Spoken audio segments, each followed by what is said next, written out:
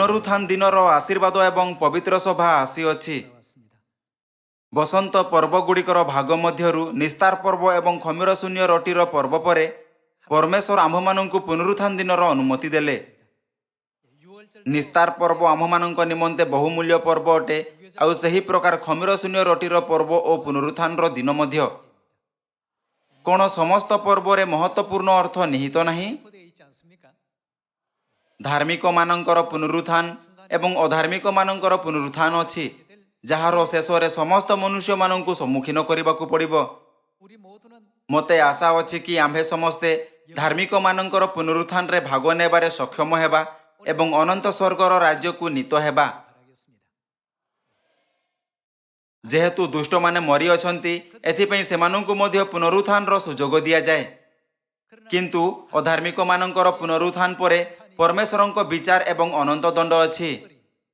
जेबे आम्भे यह विषय रे चिंता करिथाउ तेबे कोन आम्भकु यार अनुभव हेबा उचित नुहे कि आम्भमानंकु दुष्ट मानंक पुनरुत्थान रे केबे मध्य भाग नेबा उचित नुहे। धार्मिक एवं अधार्मिक मानंक पुनरुत्थान पछरे परमेश्वरंक इच्छा रहिछि, जिए कहिले पुणी से माने प्रत्येक आपणा आपणा कर्मानुसारे विचारित हेले। किछि लोक चिंता करंती कि काहारी को जना पड़िबो नाही कि से माने कोन कले आउ यह समयर सहित अदृश्य होई जिवो, किंतु आत्मिक दुनिया केबे अदृश्य हेबो नाही। अतीत रे जहा रेकॉर्ड करा जाइथिला कोन आम्भे ताहा देखि परिबा नाही। जदि समय अतिबाहित हेबा परे सब अदृश्य होई जाए तेबे एमिति वीडियो मध्य कदापि हेबा उचित नुहे। किंतु विज्ञान रो विकास कारणरू 10 वर्ष पूर्वे 20 वर्ष पूर्वे बा 30 वर्ष पूर्वे होइथिबा वस्तु गुड़िकर रेकॉर्ड आज मध्य विद्यमान अछि। यह असंभव कि एठारे उपस्थित आम्भमानंक मध्यरु केही 200 वर्ष पूर्वे रहुथिले। आपण समस्तंक बयस 100 वर्ष रु कम होइथिबो। तेबे कोन आपणंक पाखरे 50 वर्ष पूर्वे जहा हेला ताहार रेकॉर्ड अछि। जदिओ आम्भे ताहाकू भूली जाऊ किंतु तथापि मध्य ताहार रेकॉर्ड रही थाए। परमेश्वर आजिर विज्ञान माध्यम रे प्रथमरु ही प्रमाण करिदेले कि विषय को रेकॉर्ड करा जाई परिबो। जेबे कौनसी टीवी स्टेशन कौनसी दृश्य को रेकॉर्ड करि थाए आउ ताहाकू आम्भ घर पर्यंत पहुंचाई थाए, तेबे से रेडियो तरंग माध्यम रे सही उपकरण पर्यंत पहुंची थाए, जेउथिरे आम्भे घरे बसी रही सही दृश्य गुडी को देखि परिबा। जदिओ आम्भ घर टीवी स्टेशन रु बहुत दूर रे अछि तथापि मध्य एही शब्द गुडी को आम्भ पर्यंत पहुंचा जाई परिबो, जहा द्वारा आम्भे देखि परिबा। जदि आम्भमानंक पाखरे मनुष्य मानंक दुनिया रे एमिति उपकरण अछि तेबे चतुर्थ एवं पंचम आयामी दुनिया रे एहार उपस्थिति केते सरल होइथिबो। एहार अर्थ कि जेउ प्रकार आम्भे कार्य करिथाउ संगरे आजि आम्भे आपणा विश्वासर जीवन रे जहा किछि मध्य कार्य करिथाउ ताहाकू नष्ट किंबा अदृश्य करा जाई परिबो नाही। एथिपई आम्भकू प्रतिदिन अधिक सुंदर एवं अनुग्रहपूर्ण जीवन बंचिबा उचित, जहा परमेश्वरंक दृष्टि रे स्वर्गर अनंत राज्य रे प्रवेश करिबा योग्य अटे। समस्त लोक आम्भे केते दिन बंची थाउ ताहार गणना करिबाकू चेष्टा करिबा, कारण गोटिए वर्ष रे 365 दिन होई थाए। जदि आपण 10 वर्ष पर्यंत बंचंती तेबे यार अर्थ कि आम्भे 3650 दिन बंची थाउ। आउ जदि आम्भे 20 वर्ष बंची थाउ तेबे यार अर्थ कि आम्भे प्राय 7000 दिन बंची थाउ। प्रकृत रे एही दुनिया रे आम्भमानंक जीवन बहुत छोट अटे। एते अल्प जीवन काल रे आम्भकू पश्चाताप करिबा उचित। जदिओ आम्भे आपणा जीवनर प्रत्येक मिनिट परमेश्वरंक भय मानिबा एवं भल वस्तु बुणिबारे अतिबाहित करिबा तथापि मध्य यह पर्याप्त समय हेबो नाही। आम्भे समस्तंकु रूपांतरित हेबा उचित एवं नूतन जन्म हेबा उचित, जहा द्वारा आम्भे आपणा समस्त पापी स्वभाव को नष्ट करि परिबा एवं धार्मिकतार शरीर सहित एक नूतन जीवन बंची परिबा। धार्मिक मानंकर पुनरुत्थान एवं अधार्मिक मानंकर पुनरुत्थान रो मामला बाइबल रो 66 पुस्तक रे लिखित शिक्षा अटे। यह सत्यर मूल शिक्षा मध्यरु गोटिए थिला, जाहाकू प्रथम चर्च रो समय रे चर्च ऑफ गॉड कहिथिला। एही कारण कि प्रथम चर्च रो साधु माने मध्य एक अन्य को धार्मिक मानंक पुनरुत्थान रे भाग नेबा पई प्रोत्साहित कले, अधार्मिक मानंक पुनरुत्थान रे नुहे। मोसा पापर क्षणिक खुशी को बाछिले नहीं, मात्र से जीवनर सठिक पथ बाछिले। जदिओ ताहा एक एमिति पथ थिला जेउ कारण हेतु ताहाकू परमेश्वरंक लोकमानंक सहित कष्ट सह्य करिबाकू पड़िला। सठिक पथरे चालू थाई ताहाकू क्षणिक शारीरिक पीड़ार सम्मुखीन करिबाकू पड़िला। एसो जेमिति लोक माने यही जीवनर अस्थायी सुख एवं मनोरंजन निमंते जहा अनंत अटे ताहाकू परित्याग कले। किंतु विश्वासर अनेक पूर्वपुरुष थिले जो माने ईश्वर जीवन ठारू विपरीत अपना जीवन यापन करथिले। से माने बाइबल रे लिपिबद्ध होइछंती जदिओ से माने सहस्र वर्ष पूर्वे रहुथिले। रोमी अध्याय 15 अनुसार सेमानंक जीवन विषय रे बाइबल रे काहेकि लेखा होइछि? पूर्व काल रे जहा जहा लेखा होइथिला सेही सबु आममानंकर शिक्षा पई लेखा होइछि। कोन आम्भे यहा देखुनाहु कि 3500 वर्ष पूर्वे लोक माने किपरि रहुथिले जेतेबेले 3500 वर्ष पूर्व को अतिबाहित होइअछि। तेबे कोन आपणंकु लागे नाही कि सहस्र वर्ष पूर्वे होइथिबा घटना गुडी को स्वर्गर राज्य रे देखा जाई परिबो?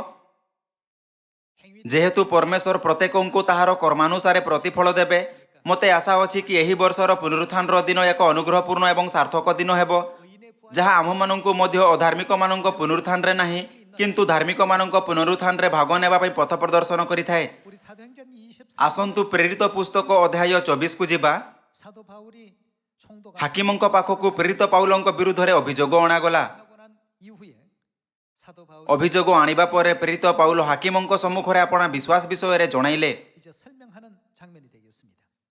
आसंतु प्रेरित अध्याय 24 पद 15 पढ़िबा। पुणी धार्मिक और अधार्मिक उभयंकर कोण हेबो? पुनरुत्थान हेबो बोली जहा एमाने निजे अपेक्षा करंती, मु मध्य ईश्वरंक ठारे सही प्रकार भरोसा रखी अछि बोली आपणक निकटरे स्वीकार करूअछि। ए हेतुरु मु मध्य निजे सर्वदा ईश्वरंक ओ मनुष्यर प्रति निर्दोष विवेक रक्षा करबाकू जोनि करूथाए। कारण से जानुथिले कि गोटिए भूल पई मध्य से अधार्मिक मानक पुनरुत्थान रे शामिल होई पारंती। से आपणा आखपाखर लोकमानक पई उदाहरण प्रस्तुत करूथाई सर्वदा परमेश्वरंक दृष्टि रे एक न्यायोचित सचोट एवं धार्मिक जीवन यापन करिबा पई प्रत्येक संभव चेष्टा कले। अन्य शब्द रे से अपना अत्यंत दृढ़ विश्वासर व्याख्या कले एवं एही विषय प्रति जोर देउथाई कि से परमेश्वरंक शिक्षा गुड़िकर अनुसरण करूथाई बंचंती। यहा कहिले मु केबे हे व्यवस्था विरुद्ध रे किछि मध्य करि नाही कि मते न्यायालय रे एमिति छिडा हेबाकू पड़िबो। यहा कहूथाई से धार्मिक एवं अधार्मिक मानक पुनरुत्थान रो उल्लेख कले। आसंतु आम्भे प्रकाशित वाक्यर पुस्तक अध्याय 20 को जिबा। जेहेतु आज पुनरुत्थान रो दिन अटे एथिपई आम मानक पुनरुत्थान सहित रूपांतरण रो मामला विषय रे चिंता करिवार आवश्यकता अछि। आसंतु आम्भे प्रकाशित वाक्य अध्याय 20 पद 11 देखिबा। तत्परे मु गोटिए बृहत श्वेतवर्ण सिंहासन और तदुपविष्ट व्यक्ति को दर्शन कली। ताहांक सम्मुखरु पृथ्वी और आकाशमंडल पलायन कला, सेमानंक निमंते आउ स्थान मिलिला नाही। पुणी मु क्षुद्र और महत समस्त मृत लोक मानकु सिंहासनर सम्मुखरे ठिया होइतिबार देखिली। आउ पुस्तक सबु फिटा गला। परे जीवन पुस्तक नामक आउ गोटिए पुस्तक फिटा गला। सही पुस्तक मानंकरे लिखित विषय प्रमाणे मृत माने आपणा आपणा कर्मानुसारे कोण हेले? से माने विचारित हेले। कहा अनुसारे? सेमानंक कर्मानुसारे। जदिओ से माने भलो किंबा दुष्ट कार्य कले एवं जदिओ से माने पवित्र जीवन यापन कले ना नाही, एही समस्त कार्य सेमानंक कर्मानुसारे पुस्तक रे लिपिबद्ध होइछि एवं जेमिति पुस्तक रे लिपिबद्ध होइछि ताहा अनुसारे सेमानंक विचार करा जिवो। ए माने केउ माने अटंती? ए माने से माने अटंती जो मानंकु पृथ्वी नामक एही तृतीय आयामी दुनिया रे मृतकंक रूपे वर्णित करा जाई अछि। जेबे यहा कहि थाए मृतक मानंक विचार करा जिवो, यार अर्थ कि जो माने अधार्मिक मानंक पुनरुत्थान रे भाग नियंती सेमानंक विचार परमेश्वरंक द्वारा तेबे हेबो जेबे धार्मिक एवं अधार्मिक उभयर पुनरुत्थान हेबो।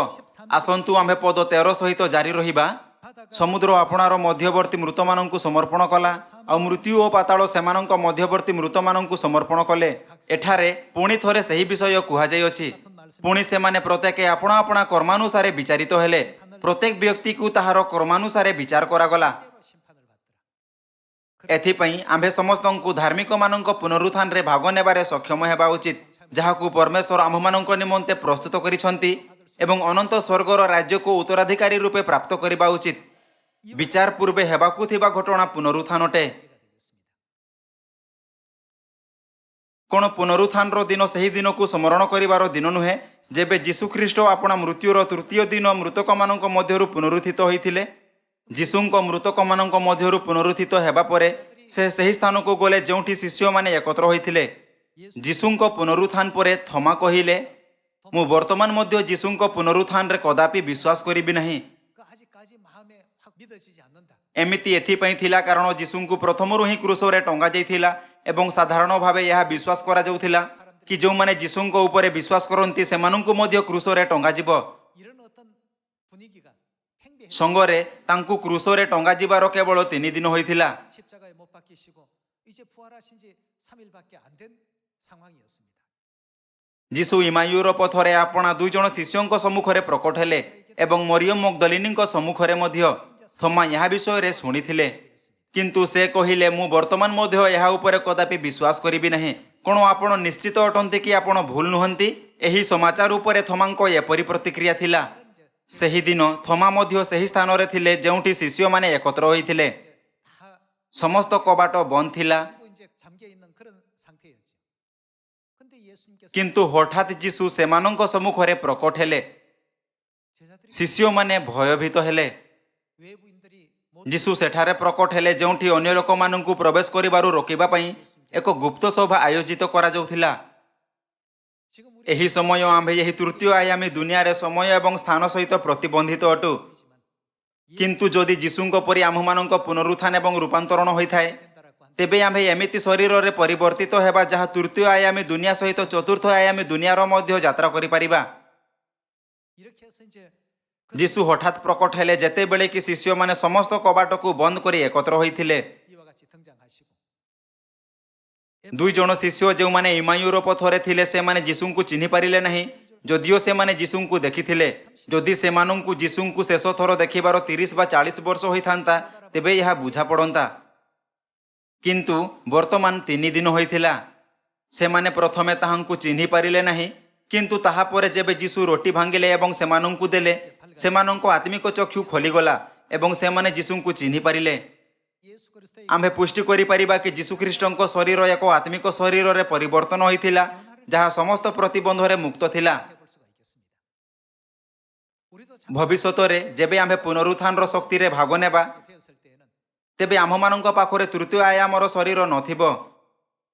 그때 ଯେବେ ଏହା ହେବ, ତେବେ ଯେଉଁମାନେ ଅଧାର୍ମିକମାନଙ୍କ ପୁନରୁତ୍ଥାନରେ ସାମିଲ ହେବେ ଅନନ୍ତ ଅଗ୍ନିର କୁଣ୍ଡକୁ ଯିବେ, ଆଉ ଯେଉଁମାନେ ଧାର୍ମିକମାନଙ୍କ ପୁନରୁତ୍ଥାନରେ ସାମିଲ ହେବେ ଖ୍ରୀଷ୍ଟଙ୍କ ବହୁମୂଲ୍ୟ ରକ୍ତ ଦ୍ୱାରା ଆତ୍ମିକ ପ୍ରାଣୀରେ ପରିବର୍ତ୍ତନ ହେବେ, ଅର୍ଥାତ୍ ଆମ୍ଭମାନଙ୍କ ମୂଳ ଅବସ୍ଥାରେ ଫେରିଯିବା, 가졌던 ଯେଉଁଥିରେ ଆମ୍ଭେ ଅନନ୍ତ ସ୍ୱର୍ଗଦୂତମାନଙ୍କ ଦୁନିଆରେ ପ୍ରଥମେ ଥିଲୁ। 있게 된다는 것입니다.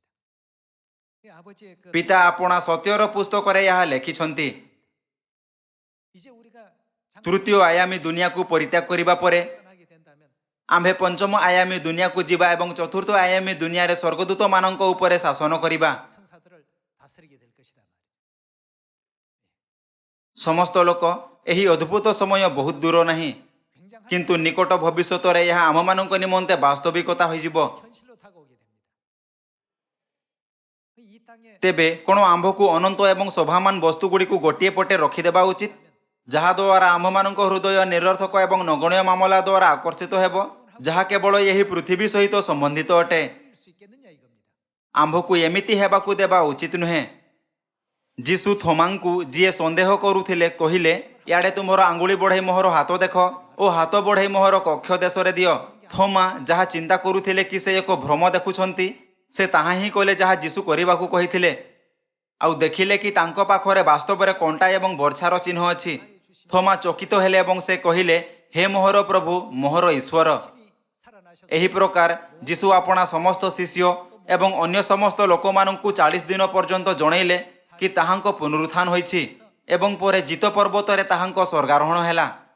ଏହି ସମସ୍ତ ଘଟଣା ଆମର ସାମାନ୍ୟ ଜ୍ଞାନର ଅଂଶ ନୁହେଁ। 3차원적인 ଆମ୍ଭେ ତୃତୀୟ ଆୟାମୀ ଦୁନିଆରେ ପୃଥିବୀର ଗୁରୁତ୍ୱାକର୍ଷଣ ଦ୍ୱାରା ସୀମିତ ଆମ୍ଭର ଶରୀର ସହିତ ଏହା ଆମ୍ଭ ନିମନ୍ତେ କୌଣସି ଆବଶ୍ୟକତା ନାହିଁ।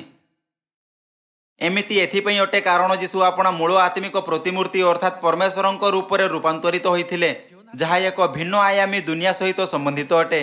ତେବେ ଏହାର ଅର୍ଥ କି ଆମ୍ଭମାନଙ୍କ ଶରୀର ମଧ୍ୟ ଖ୍ରୀଷ୍ଟଙ୍କ ପରି ଆତ୍ମିକ ଶରୀରରେ ପରିବର୍ତ୍ତିତ ହେବ। ଯେଉଁମାନେ ଅଧାର୍ମିକମାନଙ୍କ ପୁନରୁତ୍ଥାନରେ ସାମିଲ ହେବେ ସେମାନେ ଯୁଗାନ୍ତ ପର୍ଯ୍ୟନ୍ତ ପୀଡ଼ିତ ହେବେ। 이제 우리 କିନ୍ତୁ ସିଓନର ସମସ୍ତ ଲୋକ ଯେଉଁମାନଙ୍କ ପାପର ପ୍ରାୟଶ୍ଚିତ ଖ୍ରୀଷ୍ଟଙ୍କ ରକ୍ତ ଦ୍ୱାରା କରାଯାଇଅଛି ଏବଂ ଯେଉଁମାନଙ୍କୁ ପର୍ବ ଦ୍ୱାରା ପବିତ୍ର କରାଯାଇଅଛି, ସେମାନେ ସ୍ୱର୍ଗରେ ଯୁଗାନ୍ତ ପର୍ଯ୍ୟନ୍ତ ରାଜତ୍ୱ କରିବାର ଗୌରବକୁ ପ୍ରାପ୍ତ କରିବେ। 노릇하는 이런 제 영광에 나아가시게 될 것입니다. ଏହାକୁ ମନରେ ରଖୁଥାଇ କି ଆମ୍ଭେ ଏହି ପ୍ରକାରର ଗୌରବରେ ପ୍ରବେଶ କରିବା, ଦୟାକରି ପ୍ରଥମ କୋରିନ୍ଥିଓର ପୁସ୍ତକ ଅଧ୍ୟାୟ 15 ଦେଖିବା। 15절 ଅଧ୍ୟାୟ 15 ପଦ 45 କହିଥାଏ, ଏପରି ମଧ୍ୟ ଲେଖା ଅଛି, ପ୍ରଥମ ମନୁଷ୍ୟ ଆଦମ ଜୀବିତ ପ୍ରାଣୀ ହେଲେ, ଶେଷ ଆଦମ ଜୀବନଦାୟକ ଆତ୍ମା ହେଲେ। ମାତ୍ର ଯାହା ଆତ୍ମିକ ତାହା ପ୍ରଥମ ନୁହେଁ, କିନ୍ତୁ ଯାହା ପ୍ରାକୃତିକ ତାହା ପ୍ରଥମ, ପରେ ଆତ୍ମିକ। ଯଦି ଆମ୍ଭେ ପଦ 40ରୁ ପଢ଼ିବା, ତେବେ ଆମ୍ଭେ ଏଠାରେ ଉଲ୍ଲେଖିତ ସ୍ୱାଭାବିକ ଏବଂ ଆତ୍ମିକ ଶରୀରର ମାମଲାକୁ ବୁଝିପାରିବା। 쉬울 것입니다. ପଦ 40, 40절에 보시면 ଆକାଶସ୍ଥ ଶରୀର ଅଛି, ପୃଥିବୀସ୍ଥ ଶରୀର ମଧ୍ୟ ଅଛି। 하늘에서 କିନ୍ତୁ ଆକାଶସ୍ଥ ଶରୀରର ଏକ ପ୍ରକାର ତେଜ ଆଉ ପୃଥିବୀସ୍ଥ ଶରୀରର ଅନ୍ୟ ପ୍ରକାର ତେଜ। 영광이 다르며 달의 ସୂର୍ଯ୍ୟର ଏକ ପ୍ରକାର ତେଜ, ଚନ୍ଦ୍ରର ଅନ୍ୟ ପ୍ରକାର ତେଜ ଓ ନକ୍ଷତ୍ରମାଳାର ଅନ୍ୟ ପ୍ରକାର ତେଜ। କାରଣ ତେଜର ଗୋଟିଏ ନକ୍ଷତ୍ର ଅନ୍ୟ ନକ୍ଷତ୍ର ଠାରୁ ଭିନ୍ନ। ମୃତକମାନଙ୍କର ପୁନରୁତ୍ଥାନ ମଧ୍ୟ ସେହି ପ୍ରକାର। କ୍ଷୟରେ ବୁଣାଯାଏ, ମାତ୍ର ଯେବେ ତାହା ଉତ୍ଥିତ ହୁଏ ତେବେ କ'ଣ ହେବ? ଅକ୍ଷୟ ହୋଇ ଉତ୍ଥିତ ହୁଏ। ଅନାଦାରରେ ବୁଣାଯାଏ, ଗୌରବାନ୍ୱିତ ହୋଇ ଉତ୍ଥିତ ହୁଏ। ଦୁର୍ବଳତାରେ ବୁଣାଯାଏ, ସବଳ ହୋଇ ଉତ୍ଥିତ ହୁଏ। 강한 것으로 다시 살며 ପ୍ରାକୃତିକ ଶରୀର ବୁଣାଯାଏ, ଆଉ ଆମ୍ଭେ କେଉଁ ପ୍ରକାର ଶରୀର ସହିତ ଉତ୍ଥିତ ହେବା? 신령한 몸으로 ଆତ୍ମିକ ଶରୀର ଉତ୍ଥିତ ହୁଏ। 몸이 있은 ଯଦି ପ୍ରାକୃତିକ ଶରୀର ଅଛି, ତେବେ ଆତ୍ମିକ ଶରୀର ସୁଦ୍ଧା ଅଛି। ବାଇବଲ ଆମ୍ଭକୁ ଶିଖାଇଥାଏ କି ସ୍ୱର୍ଗୀୟ ସ୍ୱର୍ଗଦୂତଙ୍କ ଦୁନିଆରେ ଏକ ଆତ୍ମିକ ଶରୀର ଅଛି, ଯେମିତି ପୃଥିବୀରେ ଏକ ସ୍ୱାଭାବିକ ଅର୍ଥାତ୍ ଶାରୀରିକ ଶରୀର ଅଛି। 일깨워주고 있습니다. 이 부활이 이제 ବାଇବଲ ଆମ୍ଭକୁ ଏହା ମଧ୍ୟ ଜଣାଇଥାଏ କି ଏହି ପୁନରୁତ୍ଥାନ ସେହି ଦିନ ହେବ ଯେବେ ପରମେଶ୍ୱର ଆପଣା ସମସ୍ତ ଗୌରବର ସହିତ ଏହି ପୃଥିବୀକୁ ଆସିବେ। 있습니다. 예, 우리 ଆସନ୍ତୁ ପଦ 50କୁ ଯିବା। 형제들아 ହେ ଭାଇମାନେ, ମୁଁ ଏହା କହୁଅଛି, ରକ୍ତ ମାଂସ ଈଶ୍ୱରଙ୍କ ରାଜ୍ୟ ଅଧିକାର କରିପାରେ ନାହିଁ, କିମ୍ବା କ୍ଷୟ ଅକ୍ଷତାକୁ ଅଧିକାର କରେ ନାହିଁ। 유업으로 받지 못하나니라.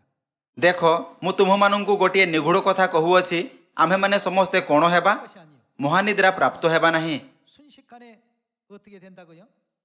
ଆମ୍ଭେ ଯେଉଁମାନେ ଜୀବିତ ଅଛୁ, ଆତ୍ମିକ ଶରୀରରେ ପରିବର୍ତ୍ତନ ହୋଇଯିବା। କିନ୍ତୁ ଯେଉଁମାନେ ମରିଛନ୍ତି ସେମାନଙ୍କ ବିଷୟରେ କ'ଣ? ଆସନ୍ତୁ ଆମ୍ଭେ ପଦ 52 ସହିତ ଜାରି ରହିବା। କିନ୍ତୁ ଏକ ମୁହୂର୍ତ୍ତରେ ଚକ୍ଷୁର ପଲକରେ ଶେଷ ତୁରୀ ଧ୍ୱନିରେ ଆମ୍ଭେମାନେ ସମସ୍ତେ ପରିବର୍ତ୍ତିତ ହେବା। କାରଣ ତୁରୀ ବାଜିବ ଓ ମୃତମାନେ ଅକ୍ଷୟ ହୋଇ ଉତ୍ଥିତ ହେବେ। ପୁଣି ଆମ୍ଭେମାନେ ପରିବର୍ତ୍ତିତ ହେବା। 부활과 변화 ପୁନରୁତ୍ଥାନ ଏବଂ ରୂପାନ୍ତରଣକୁ ବାଇବଲରେ ଗୋଟିଏ ପ୍ରସଙ୍ଗରେ ବୁଝାଯାଇଅଛି। 하나님 ରୋମିଓ ଅଧ୍ୟାୟ 1 ପଦ 20ରେ ପରମେଶ୍ୱରଙ୍କ ବାକ୍ୟ ଅନୁସାରେ ପରମେଶ୍ୱର ଆପଣା ପ୍ରସ୍ତୁତ କରିଥିବା ସମସ୍ତ ବସ୍ତୁ ଗୁଡ଼ିକରେ ଆପଣା ଇଚ୍ଛା ପ୍ରକଟ କଲେ। ଏବଂ ପ୍ରକାଶିତ ବାକ୍ୟ ଅଧ୍ୟାୟ 4ରେ ପରମେଶ୍ୱର କହିଲେ କି ତାହାଙ୍କ ଇଚ୍ଛା ବିନା କିଛି ମଧ୍ୟ ସୃଷ୍ଟି ହୋଇନାହିଁ। 했다고 했습니다. ଆସନ୍ତୁ ପରମେଶ୍ୱରଙ୍କ ସମସ୍ତ ସୃଷ୍ଟି ମଧ୍ୟରୁ ସଂକ୍ଷେପରେ ପୁନରୁତ୍ଥାନର ସିଦ୍ଧାନ୍ତ ଉପରେ ଏକ ନଜର ଦେବା। ସମସ୍ତ ଲୋକ କଙ୍କି ବହୁତ ସୁନ୍ଦର ଅଟେ।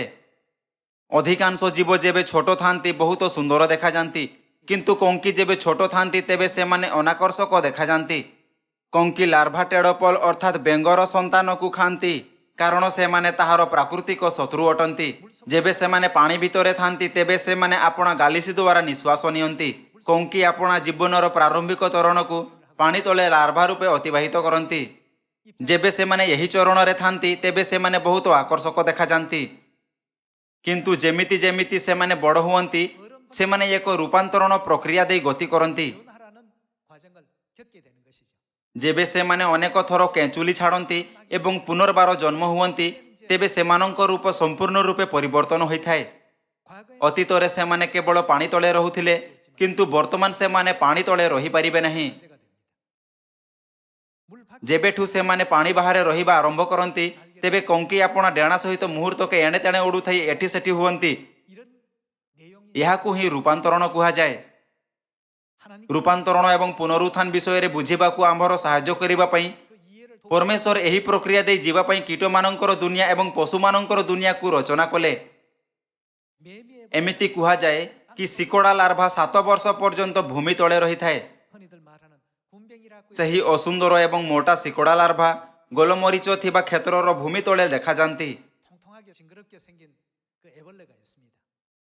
ଶିକଡ଼ା ଲାର୍ଭା 7 ବର୍ଷ ପର୍ଯ୍ୟନ୍ତ ଏମିତି ହିଁ ଜୀବିତ ରହନ୍ତି, କିନ୍ତୁ 7 ବର୍ଷ ପରେ ସେମାନେ ଆପଣା ଚର୍ମକୁ ଛଡ଼ାନ୍ତି। ତେବେ ସେମାନଙ୍କ ଶରୀର ସମ୍ପୂର୍ଣ୍ଣ ଭାବେ ପରିବର୍ତ୍ତନ ହୋଇଥାଏ। ଯେମିତି ସେମାନେ ପୂର୍ବେ ଦେଖାଯାଉଥିଲେ, ସେମାନେ ବର୍ତ୍ତମାନ ସେମିତି ଦେଖାଯାନ୍ତି ନାହିଁ। 완전히 이제 ସେମାନଙ୍କ ରୂପ ସମ୍ପୂର୍ଣ୍ଣ ଭାବେ ପରିବର୍ତ୍ତନ ହୋଇଯାଏ ଏବଂ ସେମାନଙ୍କ ଜୀବନଶୈଳୀ ଏବଂ ରହିବାର ସ୍ଥାନ ମଧ୍ୟ ପରିବର୍ତ୍ତନ ହୋଇଯାଏ। 과거에는 땅 ପୂର୍ବେ ସେମାନେ ଭୂମି ତଳେ ଚାପି ହୋଇ ରହୁଥିଲେ, କିନ୍ତୁ ବୟସ୍କ ହେବା ପରେ ସେମାନଙ୍କ ନୂତନ ଘର ଆକାଶ ହୋଇଥାଏ। 그럼 우리는 하나님께서 ପ୍ରଥମ କରିନ୍ଥିଓ ଅଧ୍ୟାୟ 15ରେ ପରମେଶ୍ୱର ପୁନରୁତ୍ଥାନ ଏବଂ ରୂପାନ୍ତରଣର ଅର୍ଥକୁ ଜଣାନ୍ତି। 죽었던 자들은 ଏହା ଲେଖା ଅଛି, ମୃତମାନେ ଉତ୍ଥିତ ହୁଅନ୍ତି ଏବଂ ଆମ୍ଭେ ଯେଉଁମାନେ ଜୀବିତ ରହିବା ପରିବର୍ତ୍ତନ ହେବା। 될 것이다. 똑같은 의미가 ଆମ୍ଭେ ସମସ୍ତେ ଗୋଟିଏ ରୂପରେ ପରିବର୍ତ୍ତନ ହେବା, କିନ୍ତୁ ସେମାନଙ୍କ ଏବଂ ଆମ୍ଭମାନଙ୍କ ମଧ୍ୟରେ ପ୍ରଭେଦ ଏହା ଅଟେ କି ପରମେଶ୍ୱର ଆମ୍ଭମାନଙ୍କୁ ମୃତ୍ୟୁର ସ୍ୱାଦ ଚାଖିବା ବିନା ରୂପାନ୍ତରିତ ହେବାକୁ ଦେବେ, ଆଉ ଯେଉଁମାନେ ପ୍ରଥମେ ମରିଛନ୍ତି ସେମାନଙ୍କୁ ପରମେଶ୍ୱର ଆଉ ଏକ ପ୍ରକ୍ରିୟା ଦେଇ ଯିବାକୁ ଅନୁମତି ଦେବେ, ଯାହାକି ପୁନରୁତ୍ଥାନ ଅଟେ। ପୁଣି ଯେବେ ଆମ୍ଭେ ରୂପାନ୍ତରିତ ହୋଇଥାଉ, ତେବେ ଆମ୍ଭେ କେଉଁ ପ୍ରକାରର ଶରୀରରେ ପରିବର୍ତ୍ତିତ ହେବା? ଆସନ୍ତୁ ଆମ୍ଭେ ପୁଣି ଥରେ ପଦ 51 ପଢ଼ିବା। ଦେଖ, ମୁଁ ତୁମମାନଙ୍କୁ ଗୋଟିଏ ନିଗୂଢ଼ କଥା କହୁଅଛି, ଆମ୍ଭେମାନେ ସମସ୍ତେ ମହାନିଦ୍ରା ପ୍ରାପ୍ତ ହେବା ନାହିଁ, କିନ୍ତୁ ଏକ ମୁହୂର୍ତ୍ତରେ ଚକ୍ଷୁ ପଲକରେ ଶେଷ ତୁରୀ ଧ୍ୱନିରେ ଆମ୍ଭେମାନେ ସମସ୍ତେ ପରିବର୍ତ୍ତିତ ହେବା। କାରଣ ତୁରୀ ବାଜିବ ଆଉ ମୃତମାନେ ଅକ୍ଷୟ ହୋଇ ଉତ୍ଥିତ ହେବେ, ପୁଣି ଆମ୍ଭେମାନେ ପରିବର୍ତ୍ତିତ ହେବା। କାରଣ ଏହି କ୍ଷୟ ଶରୀରକୁ ଅକ୍ଷୟତା ରୂପ ବସ୍ତ୍ର ପରିଧାନ କରିବାକୁ ହେବ, ଆଉ ଏହି ମର୍ତ୍ତ୍ୟ ଶରୀରକୁ ଅମରତା ରୂପ ବସ୍ତ୍ର ପରିଧାନ କରିବାକୁ ହେବ। ଆମ୍ଭମାନଙ୍କ ଶରୀର କ୍ଷୟ ଅଟେ, କିନ୍ତୁ ଶେଷ ମୁହୂର୍ତ୍ତରେ ଯେବେ ପରମେଶ୍ୱର ଆମ୍ଭମାନଙ୍କ ପୁନରୁତ୍ଥାନ ଏବଂ ରୂପାନ୍ତରଣ ହେବାର ଅନୁମତି ଦେବେ, 죽을 ଆମ୍ଭେ ପ୍ରକୃତରେ ଆପଣା କ୍ଷୟ ଶରୀରରୁ ଅକ୍ଷୟ ଆତ୍ମିକ ଶରୀରରେ ପରିବର୍ତ୍ତନ ହେବା। 신령체로서 변화를 입게 된다고 했습니다. ଆଉ ଏହି ମର୍ତ୍ତ୍ୟ ଶରୀରକୁ ଅମରତା ରୂପ ବସ୍ତ୍ର ପରିଧାନ କରିବାକୁ ହେବ।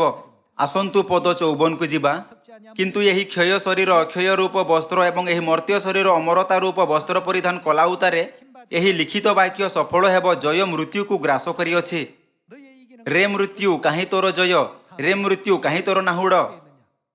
사망의 ମୃତ୍ୟୁର ନାହୁଡ଼ ପାପ ଆଉ ପାପର ବଳ ବ୍ୟବସ୍ଥା, କିନ୍ତୁ ଯେଉଁ ଈଶ୍ୱର ଆମ୍ଭମାନଙ୍କ ପ୍ରଭୁ ଯୀଶୁ ଖ୍ରୀଷ୍ଟଙ୍କ ଦ୍ୱାରା ଆମ୍ଭମାନଙ୍କୁ ଜୟ ପ୍ରଦାନ କରନ୍ତି, ତାହାଙ୍କର ଧନ୍ୟବାଦ ହେଉ। 그러므로 내 사랑하는 형 ଅତଏବ ହେ ମୋହର ପ୍ରିୟ ଭାଇମାନେ, ପ୍ରଭୁଙ୍କ ସେବାରେ ତୁମମାନଙ୍କ ପରିଶ୍ରମ ନିଷ୍ଫଳ ନୁହେଁ। ଏହା ଜାଣି ପ୍ରଭୁଙ୍କ କାର୍ଯ୍ୟରେ ସୁସ୍ଥିର ଓ ଅଟଳ ରହି ସର୍ବଦା ଅଧିକରୁ ଅଧିକତର ଜନିବାନ ହୁଅ। 이 죽을 몸이 ଏହା କହିଥାଏ କି ମର୍ତ୍ତ୍ୟ ଅମରତା ରୂପ ପରିଧାନ କରିବ ଏବଂ କ୍ଷୟ ଅକ୍ଷୟତାକୁ ପରିଧାନ କରିବ। 변화를 입게 된다고 했습니다. 이것이 이제 ଏହା ଏକ ପବିତ୍ର ଶିକ୍ଷା ଅଟେ, ଯାହାର ପରମେଶ୍ୱର ସେହି ସାଧୁମାନଙ୍କ ସହିତ ପ୍ରତିଜ୍ଞା କରିଛନ୍ତି, ଯେଉଁମାନଙ୍କ ରୂପାନ୍ତରଣ ଏବଂ ପୁନରୁତ୍ଥାନ ହେବ। 우리가 이제 이런 ଆମ୍ଭେ ନିକଟ ଭବିଷ୍ୟତରେ ଏମିତି ଗୌରବରେ ପ୍ରବେଶ କରିବା। 이제 나아가게 됩니다. 군뱅이가 ଶିକଡ଼ା ଲାର୍ଭା ବୟସ୍କ ଶିକଡ଼ାରେ ପରିବର୍ତ୍ତନ ହୁଅନ୍ତି। 애벌레가 과거에는 물 속에서 ପ୍ରଥମେ କଙ୍କି ଲାର୍ଭା ପାଣିରେ ରହନ୍ତି, 제한이 없는 କିନ୍ତୁ ଯେବେ ସେମାନେ ବଡ଼ ହୁଅନ୍ତି ତେବେ ସେମାନେ ଏମିତି ଶରୀରରେ ପରିବର୍ତ୍ତନ ହୁଅନ୍ତି, ଯାହା ସହିତ ସେମାନେ ଉତ୍ତର, 마음만 먹었다 하면 ଦକ୍ଷିଣ, ପୂର୍ବ, ପଶ୍ଚିମରେ ଯାଇପାରନ୍ତି ଏବଂ ଏକ ମୁହୂର୍ତ୍ତରେ ସ୍ୱତନ୍ତ୍ର ରୂପେ ଉଡ଼ିପାରନ୍ତି। 것이다 했습니다. ଯେହେତୁ ଆମ୍ଭେ ଆଜି ପୁନରୁତ୍ଥାନରେ ନିହିତ ପରମେଶ୍ୱରଙ୍କ ପ୍ରତିଜ୍ଞା ବିଷୟରେ ଅଧ୍ୟୟନ କରିଅଛୁ, ଆସନ୍ତୁ ଆମ୍ଭେ ଆପଣା ହୃଦୟରେ ଉତ୍କୀର୍ଣ୍ଣ କରିବା କି ଆମ୍ଭକୁ କେବେ ମଧ୍ୟ ଅଧାର୍ମିକମାନଙ୍କ ପୁନରୁତ୍ଥାନରେ ଭାଗ ନେବା ଉଚିତ ନୁହେଁ, ମାତ୍ର ଧାର୍ମିକମାନଙ୍କ ପୁନରୁତ୍ଥାନରେ ଭାଗ ନେବା ଉଚିତ। 드리겠습니다. ଆସନ୍ତୁ ଆମ୍ଭେ ଫିଲିପିଓ ପୁସ୍ତକ ଅଧ୍ୟାୟ 3କୁ ଯିବା। ଫିଲିପିଓ ଅଧ୍ୟାୟ 3 ପଦ 20। 오직 우리의 ଆମ୍ଭେମାନେ ତ ସ୍ୱର୍ଗର ପ୍ରଜା, ସେ ସ୍ଥାନରୁ ମଧ୍ୟ ଆମ୍ଭେମାନେ ତ୍ରାଣକର୍ତ୍ତା ପ୍ରଭୁ ଯୀଶୁଖ୍ରୀଷ୍ଟଙ୍କ ଆଗମନର ଅପେକ୍ଷାରେ ଅଛୁ। ସେ ଆପଣାର ଯେଉଁ କାର୍ଯ୍ୟ ସାଧକ ଶକ୍ତି ଦ୍ୱାରା ସମସ୍ତ ବିଷୟକୁ ନିଜର ବଶୀଭୂତ କରିପାରନ୍ତି, ତଦ୍ୱାରା ଆମ୍ଭମାନଙ୍କର ଛାର ଶରୀରକୁ ଅର୍ଥାତ୍ ଆମ୍ଭମାନଙ୍କ ଶାରୀରିକ ଦେହ ରୂପାନ୍ତରିତ କରି ଆପଣାର ଗୌରବମୟ ଶରୀରର ସଦୃଶ କରିବେ। ଏହାର ଅର୍ଥ କି ଆମ୍ଭମାନଙ୍କ ଶରୀର ପରିବର୍ତ୍ତନ ହେବ। ସମସ୍ତ ଲୋକ ଏହି ସମୟ ବହୁତ ନିକଟବର୍ତ୍ତୀ ଅଛି। 다가왔는데 이렇게 ପୁଣି ଆମେ ବ୍ରହ୍ମାଣ୍ଡରେ କ'ଣ କରିବା? 어떻습니까? 어떤 ପିତା ଆପଣା ପୁସ୍ତକରେ ସ୍ୱର୍ଗଦୂତମାନଙ୍କ ଦୁନିଆରୁ ଆସିଥିବା ଅତିଥିରେ ଲେଖିଲେ କି ଆମ୍ଭେ ସୀମିତ ସ୍ଥାନରେ ବଦ୍ଧ ରହିବା ନାହିଁ, 그 세계 속에서 ମାତ୍ର ସମଗ୍ର ବ୍ରହ୍ମାଣ୍ଡରେ ଉତ୍ତର, ଦକ୍ଷିଣ, ପୂର୍ବ, ପଶ୍ଚିମରେ ସ୍ୱତନ୍ତ୍ର ରୂପେ ଯାତ୍ରା କରିବା, 남으로 보고 ଯାହା ପିତା ଓ ମାତା ଆମ୍ଭମାନଙ୍କୁ ଦେବେ। 온 କାରଣ ଆମ୍ଭେ ସ୍ୱାଧୀନା ସ୍ତ୍ରୀଙ୍କ ସନ୍ତାନଟୁ। ହଁ ନା? 세계에서 오신 손님들 기록해 놓은 ଆମ୍ଭକୁ ଏହି ପ୍ରତିଜ୍ଞା ଉପରେ କେବେ ଆଶା ହରାଇବା ଉଚିତ ନୁହେଁ। 가져야 되겠습니다. ଆସନ୍ତୁ ପ୍ରଥମ ଥେସଲୋନିକୀୟ ଅଧ୍ୟାୟ 4ରେ ମଧ୍ୟ ଯାଇ ଦେଖିବା କି ତାହା କେଉଁ ପ୍ରକାର ଦିନ ହେବ ଯେବେ ଆମ୍ଭେ ରୂପାନ୍ତରିତ ହେବା। ଆସନ୍ତୁ ଅଧ୍ୟାୟ 4 ପଦ 13 ପଢ଼ିବା। ହେ ଭାଇମାନେ, ଭରସାହୀନ ଅନ୍ୟ ସମସ୍ତଙ୍କ ପରି ତୁମେମାନେ ଯେପରି ଶୋକାକୁଳ ନ ହୁଅ, ଏଥିନିମନ୍ତେ ମହାନିଦ୍ରା ପ୍ରାପ୍ତ ଲୋକମାନଙ୍କ ବିଷୟରେ ତୁମେମାନେ ଯେ ଅଜ୍ଞ ଥାଅ, ଏହା ଆମମାନଙ୍କର ଇଚ୍ଛା ନୁହେଁ। କାରଣ ଯଦି ଆମ୍ଭେମାନେ ବିଶ୍ୱାସ କରୁ ଯେ ଯୀଶୁ ମରି ପୁନର୍ବାର ଉଠି ଅଛନ୍ତି, 그리스도 안에서 ତେବେ ଈଶ୍ୱର ଯେ ଯୀଶୁଙ୍କ ଦ୍ୱାରା ମହାନିଦ୍ରା ପ୍ରାପ୍ତ ଲୋକମାନଙ୍କୁ ସେହି ପ୍ରକାରେ ତାହାଙ୍କ ସଙ୍ଗରେ ଆଣିବେ ଏହା ମଧ୍ୟ ବିଶ୍ୱାସ କରିବା ଉଚିତ। ଯେଉଁମାନେ ମହାନିଦ୍ରା ପ୍ରାପ୍ତ ହୋଇଛନ୍ତି ଏହାର ଅର୍ଥ କି ଯେଉଁମାନଙ୍କ ଶାରୀରିକ ଦେହ ମରିଅଛି। 데리고 오시리. ଯେଣୁ ଆମ୍ଭେମାନେ ପ୍ରଭୁଙ୍କ ବାକ୍ୟାନୁସାରେ ତୁମମାନଙ୍କୁ ଏହା କହୁଅଛୁ, ଆମ୍ଭେମାନେ ଯେତେ ଲୋକ ପ୍ରଭୁଙ୍କ ଆଗମନ ପର୍ଯ୍ୟନ୍ତ ଜୀବିତ ରହି ଅବଶିଷ୍ଟ ଥିବୁ, ଆମ୍ଭେମାନେ ଯେକୌଣସି ପ୍ରକାରେ ମହାନିଦ୍ରା ପ୍ରାପ୍ତ ଲୋକମାନଙ୍କର ଅଗ୍ରଗାମୀ ହେବୁ ନାହିଁ। କାରଣ ପ୍ରଭୁ ଆପେ ଆଦେଶ ଦେଇ ପ୍ରଧାନ ଦୂତଙ୍କ ସ୍ୱର ଏବଂ ଈଶ୍ୱରଙ୍କ ତୁରୀବାଦ୍ୟ ସହିତ ସ୍ୱର୍ଗରୁ ଅବତରଣ କରିବେ। ସେଥିରେ ଯେଉଁମାନେ ଖ୍ରୀଷ୍ଟଙ୍କଠାରେ ଥାଇ ମରିଅଛନ୍ତି ସେମାନେ ପ୍ରଥମେ ଉଠିବେ।